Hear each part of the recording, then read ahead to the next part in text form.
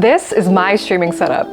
Actually, this is my streaming setup. Hi, my name is Flex and I've been a streamer for 2 years. In today's video, we're gonna be talking about the physical components of my streaming setup at this current moment. Hopefully this offers some insight to any of you guys looking to change things up in your setup and may potentially consider some of these things an upgrade. So let's get into it. First, this is my PC. It is a Dell G5 pre-built gaming PC that I was able to buy on sale with a coupon. The specs are gonna be listed on screen. I know a lot of folks are gonna come for me saying that custom built is better than pre-built, and you're probably right, but custom building my own PC was not an accessible option for me, and this PC has been holding up fine for me over the past year and a half. Attached to my PC are my keyboard and mouse. Right now I currently use the Razer Huntsman V2 10 keyless in quartz, and I swapped out the keycaps for pink and white pudding keycaps. So since filming the video, I actually got gifted a new keyboard and I'm gonna show you guys. To run you through the specs, it is a Novel Keys NK87 aluminum edition keyboard in Nebula Pink. The switches are Gatoron North Pole, and it's got Durock V2 stabilizers. And a quick sound test.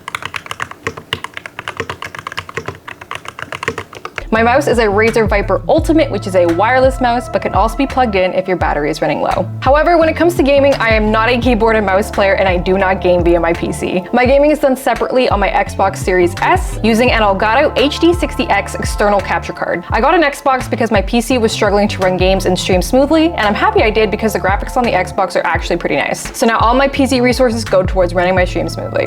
My gaming is done on this front monitor. This is the Asus Nitro BG270S. Above it is an Asus VA24 EHE monitor, and to the left is an MSI Curved Optics G24C monitor. The left monitor displays things like Discord, Spotify, and all my streaming bots, and the top monitor holds chat and OBS, and my main focus in game is displayed right in front of me. If we look behind my monitors, we're gonna see my light. So I've got two. This big one is the Elgato Key Light, and the smaller one is the Elgato Key Light Air. They're both incredibly bright with customizable warmth and hue, and controlled via Wi-Fi within the Elgato ecosystem. So my lights integrate with possibly the coolest and most vital part of my stream setup, which is my Stream Decks. So I've got two. This one is the Stream Deck XL, and this one is the Stream Deck Plus. I recommend everyone who wants to take streaming even somewhat seriously to eventually grab a Stream Deck. You don't need a million buttons like mine. The 15-key Stream Deck is more than enough for most people, but I'm sort of going to walk you through which each one is designated to do. So as you can see, the Stream Deck Plus has these dials and a touchscreen band. So with these dials, I can easily control all of my volumes from individual programs using the Wavelength software, as well as submixes for streaming. I can also choose where my audio is playing from via this folder. So with a button push, I can choose whether my audio is playing through my Bluetooth headphones,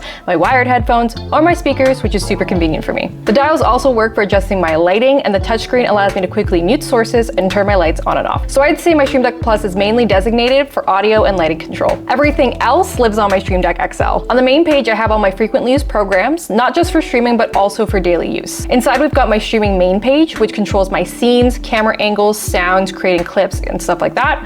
I've also got a few folders that control my camera positions on stream, control Spotify, chat commands, lights, anything like that. So basically anything that I have to pick up my mouse and search and click and type for, I designate it to a button on the Stream Deck here. For example, something I do frequently on Twitch is I'll run a prediction of whether I'll place top 10 in Fortnite. So instead of going into my Twitch dock and setting up the prediction manually, I can do it with one press of a button here. 10 out of 10 recommend getting a Stream Deck when it is accessible to you, or using the Stream Deck mobile software on your phone, or even setting up a macro pad with some hotkeys. All right, on to the two things that I get asked about the most in my setup, my cameras and my mic. As for my mic, I'm using a Shure MV7 microphone in white on the Rode PSA1 boom arm. This microphone has both XLR and USB capabilities, so because I use it as an XLR mic, I need an XLR interface, and I use the Elgato Wave XLR. As for my cameras, my main camera is a Sony a6000 mirrorless camera. I used to use the kit lens for a long time, which is a wide-angle lens, but more recently I switched out to this more cropped-in lens, which is a Zeiss 24mm lens from Sony. This new lens does cut out a lot of my background, but I think it creates this cleaner, cozier look for stream, which I really enjoy.